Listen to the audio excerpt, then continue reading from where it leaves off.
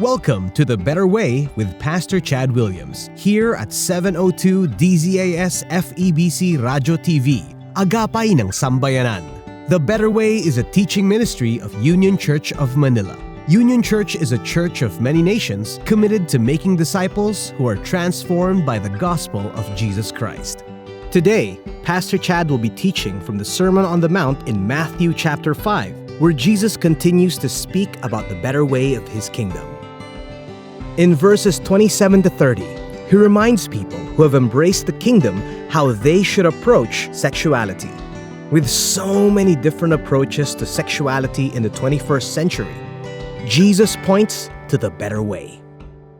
Pastor Chad has titled this message, Bitter Honey, Part 1. Tonight's episode is the first half of this message.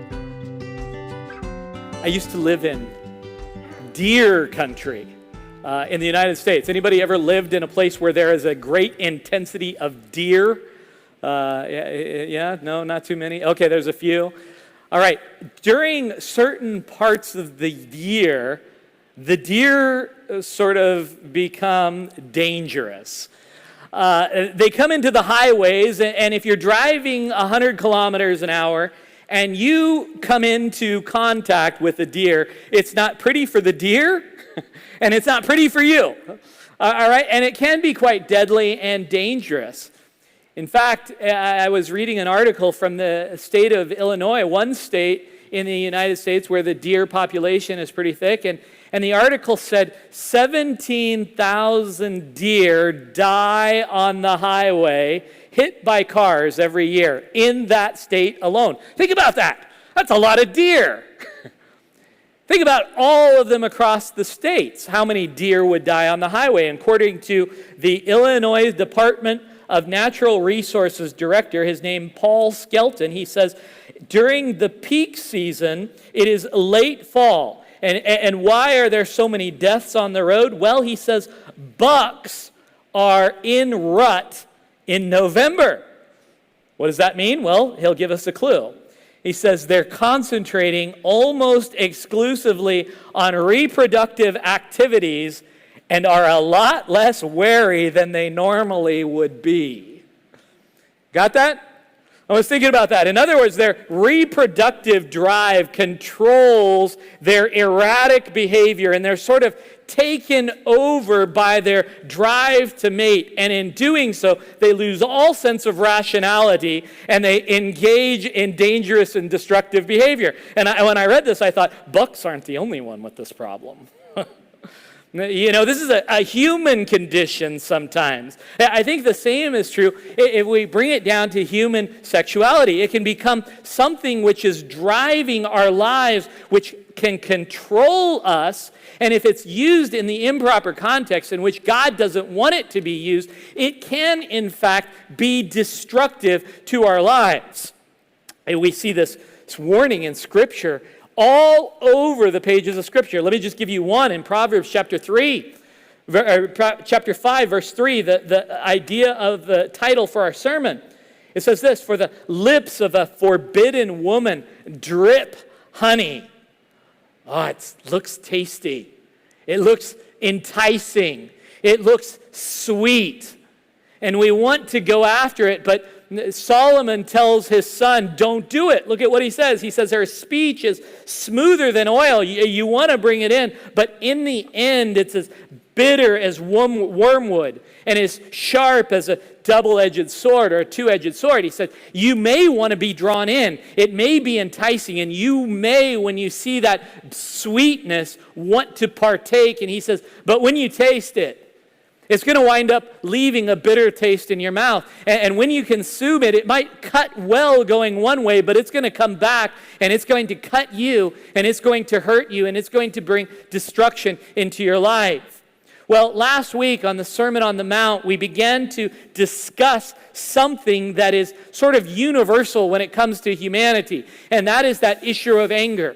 And we talked about how anger originates with God and it's given to us, but oftentimes it is misapplied. We allow sin into our lives, and anger is driven by sin. Instead of being angry at the things that God is angry at, we are angry at the things we want to be angry at, and so we wind up having a misapplied use of anger. But it's something that we all battle with. It is sort of a universal problem, isn't it, right? Remember, we raised our hand.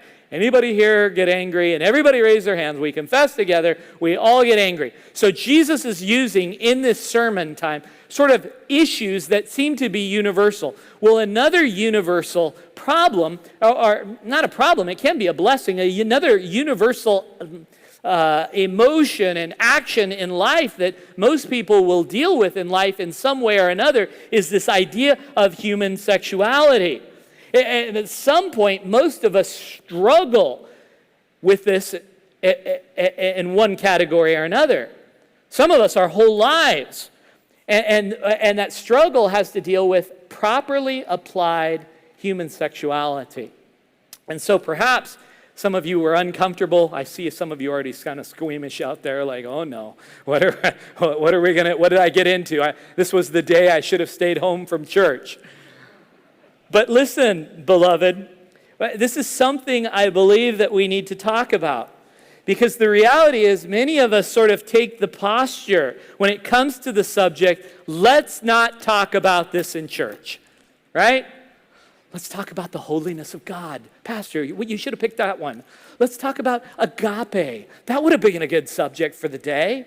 Let's talk about angels and David and Goliath and slingshots and let's talk about these much more pleasant things. But you're going to stand up there and you're going to talk to us about sexuality, sort of provocative, prurient sort of subject. That doesn't really belong to church. And I think that's part of the problem, is that we have taken it outside of the context of church. And so we get our sort of education from the wrong places, and Jesus, he's not afraid to stand up in the Sermon on the Mount. In the second topic, he talks about anger, and then he says, now I'm going to talk to you about another issue that you have heard it said, right? Remember, 6 times.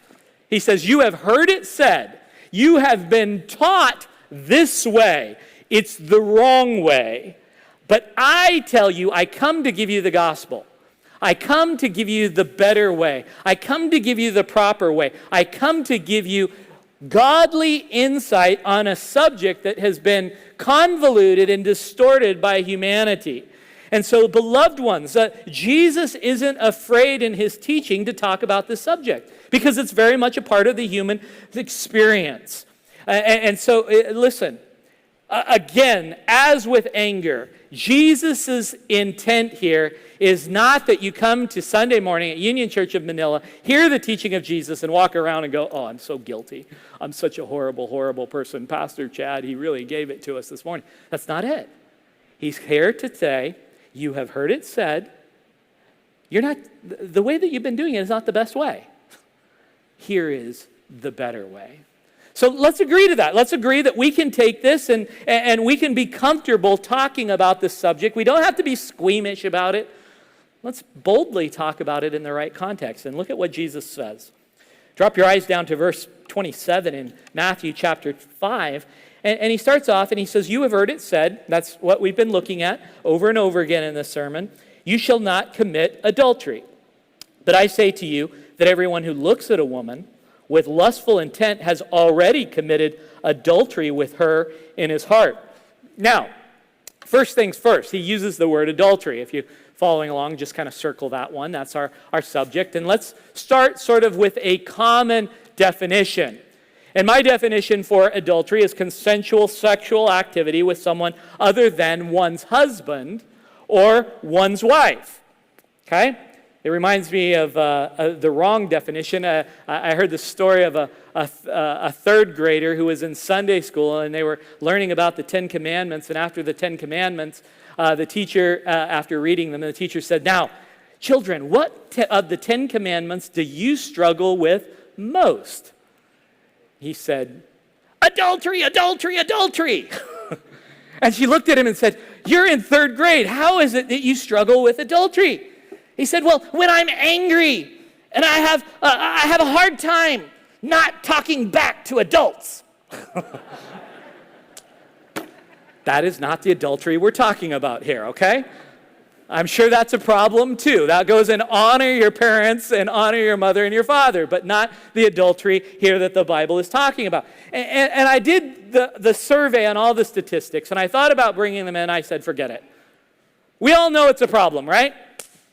Do I need to give all the numbers to say that, we know people who have been caught up in adultery. We hear of the politicians who have been exposed. We hear of the pastors who have been exposed for adultery. We hear of the circumstance. We watch the movies. We read the novels. We see the TV programs. We're in front of the tabloids. We see it on the internet. It is a problem that is all throughout our culture. And it even seems to come into the moral people that sometimes get caught up in this activity. Charles Swindoll, he's a pastor in the United States, a well-known pastor. He tells the story of a couple that went to KFC, Kentucky Fried Chicken, to get some chicken, and they ordered a bucket of chicken, and they were going to go into a park afterwards and have a good time together at this local park and have this sort of romantic luncheon. And so they picked up their bucket of chicken, and after they picked up the bucket of chicken, they go to the park, they sit down, lay out their blanket, and they're enjoying one another, and they open up the bucket of chicken, and lo and behold, it's full of money, over $1,000 in this bucket. And they thought, oh my, they made a mistake. And so they immediately jumped back in the car, drove back to the KFC, went in there and said, I think you guys made a mistake. And the manager was relieved. He said, yes. We put the cash for the day in this bucket, and then, somebody accidentally gave you the wrong bucket, and so here's your chicken, and you're bringing the bucket back. And he said, you are my hero. You saved my job. He said, you are such moral people. Most people wouldn't have gone through all the effort to bring this back. I am going to make you famous. I'm going to call the newspapers. I'm going to put your name in the newspaper. I'm going to put your face in the newspaper and say, people, ethical people, right? And he said, no, please don't do that. And he leaned over and he said, you see that woman over there? She's not my wife. Right? It's true. I mean, we may have a good ethic, we may be moral people, but there is that temptation that comes in because it's very much part of the human nature. It's very much part of the fundamental part of who we are of being people and being part of humanity. And so even the most reputable people are caught up in this. And so like anger, though, there's a proper use in the Bible and there is an improper use. So we don't need to talk about it sort of as a taboo. Let's talk about it in the proper use, okay? Remember last week we talked about anger. Does God get angry? Yes. In fact, 60% of the time, the Bible talks about anger in the right way. But 40% of the time, he says, you've got it wrong, and you need to come back to God's way. The same is true with human sexuality. Do you realize that? The Bible talks about it often, graphically. Anybody read the Song of Songs? Woo! We're going to get to that in a little bit here. It gets a little racy. But it talks about it in the proper way, and then it talks about it in the improper way. So before we start, and we talk about this idea of adultery, can we just spend a minute on we talked about the proper use of anger. Let's talk about proper sexuality. And where we start is at the very beginning. You go back to the Garden of Eden, Genesis chapter 1. Sexuality is already given there. So let's look at what the text says. It says, so God created man in his own image. In his image of God, he created them. Male and female, he created them. And God blessed them. And God said to them, be fruitful and multiply. You know what that means, right?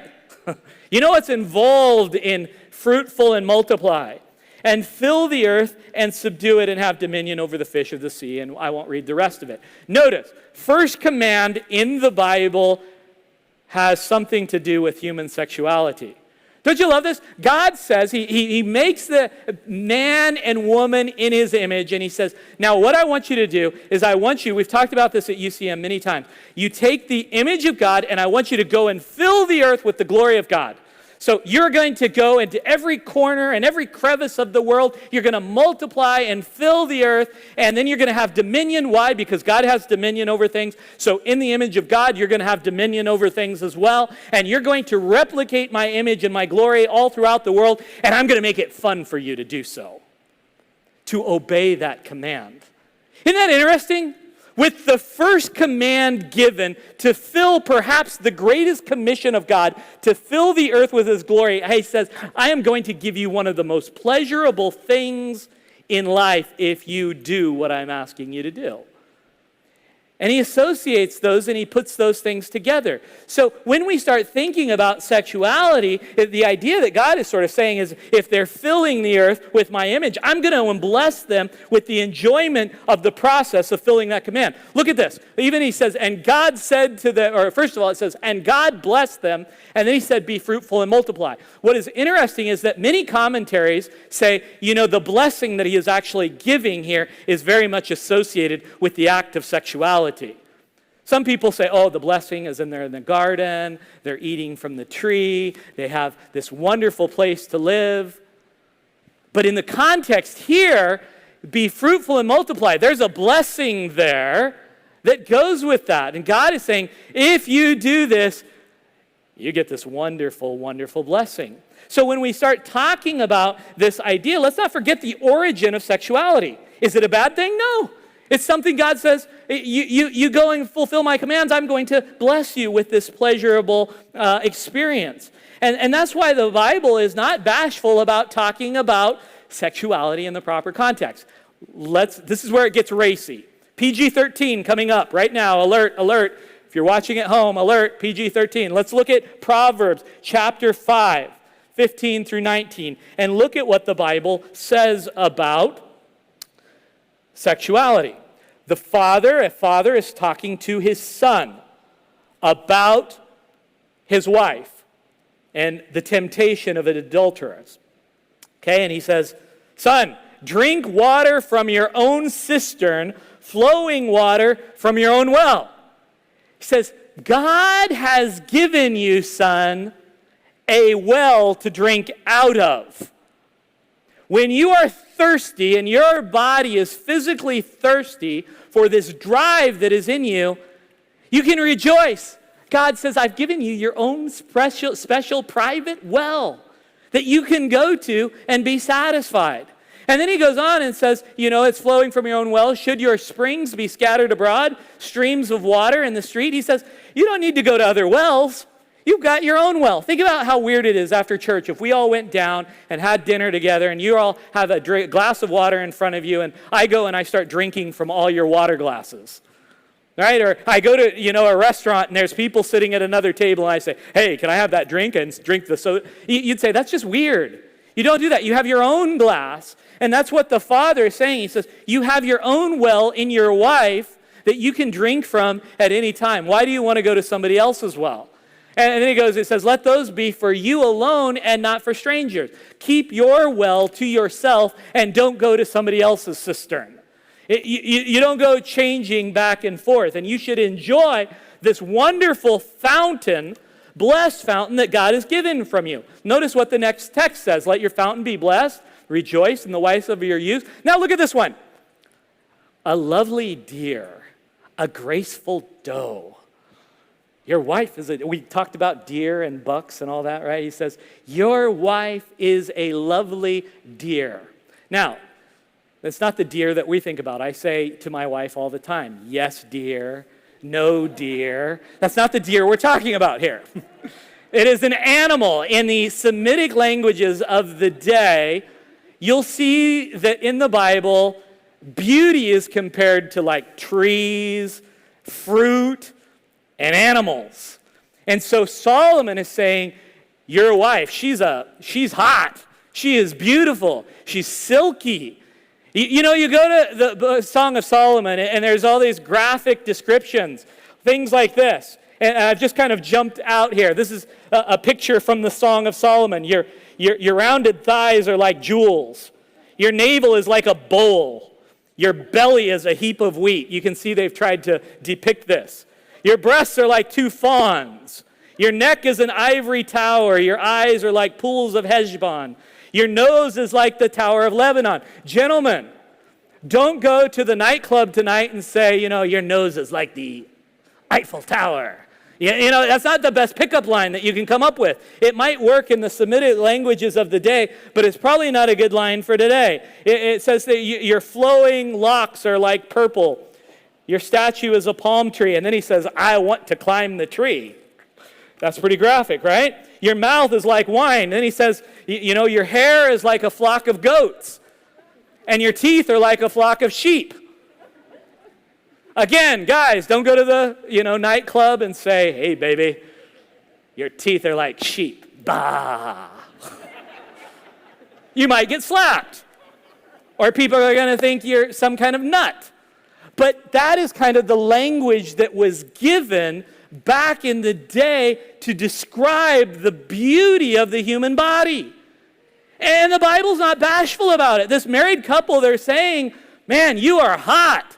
You are gorgeous. You are easy to look at on the eyes, and I enjoy looking at you. And so the Bible is giving sort of this graphic nature. It says, your wife is a deer. She is easy to look at. For the men, it might be, your husband is a stallion. Powerful. You say, unfortunately, I got a donkey, We've got counselors who can help. But the point is the Bible talks about the human body unabashedly, unashamedly, and graphically about how beautiful it is and what it's designed quite sexually. And well, whether you're a man or a woman, I think that also this is a reason why we should keep our bodies in good shape, that we should keep our bodies attracted for our spouses. Listen, I'm not saying you have to be perfect or a supermodel all the time, but I do think that the Bible celebrates the physical beauty that we've been given and causes us to admire our spouses. Wives, look good for your husbands. Men, take care of your bodies for your wives. This doesn't mean, again, that you have to become obsessed with this. That every last detail. I was reading an article a few weeks ago. Have you heard of this? The calf implants for guys who want to have awesome looking calves. I was thinking, that's not in the Bible. I don't see that one, Your calves are like a muscular goat ready for milking or something, it's not biblical. Okay? And so, and I'm not even saying calves implants are bad. I'm just saying we can become so obsessed with our physical appearance that we overly indulge. And I'm not saying that. The Bible just says, celebrates the fact that we can look good for one another, husbands and wives, and we should not take that for granted. I have met men who have sort of landed, a beautiful wife, and they say, I got what I want. I can let myself go for better or for worse. Beloved, that's not what the Bible gives us. Take care of yourselves. Think of this. This is the well that your wife has been given to drink of. And think of that. If you're a well or you're a cistern and there's bitter water in the well, you might not want to drink from that one. You might go looking for another well. So do the best that you can with what God has given you to make yourself attractive inside and out. And by the way, you can be very attractive on the outside and still have a pretty ugly inside. Right? There's a lot of people that do that. I've told my wife upon several occasions, I've met women that I thought were very attractive, and I go, but then I talked to them. Didn't work out very well, and I realized they're not as beautiful on the inside as they are on the outside. See, again, I'm not saying we have to be perfect. There will be moments and seasons in our lives where, you're going to fall asleep on the sofa with a whole box of pizza on your chest and drool will be running down and you're in your boxers laying there and it's not a pretty sight, right? That's marriage too. But overall, make your well palatable. Make your well something, the water in your well sweet, so that your husband or your wife desires to drink from your well. See, of all the men and all the women in the world, you are the only morally legitimate person who can satisfy your spouse's sexual desire and satisfy their thirst and give them that enjoyment. So don't take your appearance for granted. I try to stay in shape. I try to keep my body looking as good as I am. Gravity and time and sun has taken its toll over time, right?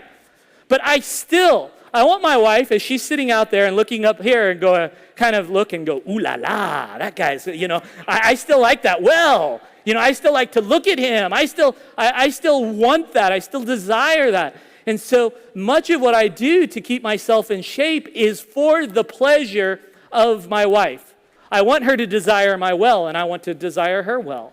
And so we try to look good for each other for the purpose that which God has already said, make it so, you've got a nice flock of teeth today, a flock of sheep as your teeth. I don't know what your compliment may be, but the idea is look good for one another.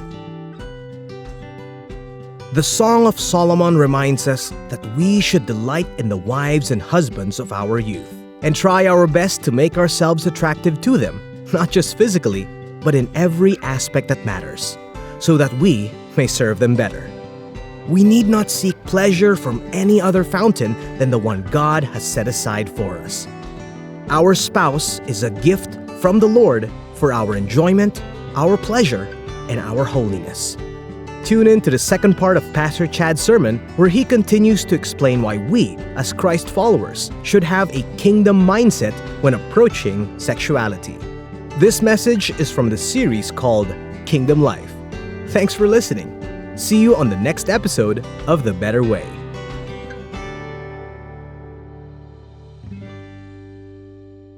You have listened to The Better Way with Pastor Chad Williams here at 702 DZAS-FEBC RadyoTV Agapay ng Sambayanan. Please like and subscribe to our YouTube channel, 702 DZAS-FEBC RadyoTV, and Facebook account, 702 DZAS-FEBC Radio. If you would like to hear this message again or any other messages, you can find them at The Better Way by UCM on Spotify, the Union Church of Manila YouTube channel, or on our website, unionchurch.ph. Come join us at Union Church of Manila, Rada, Corner Legazpi,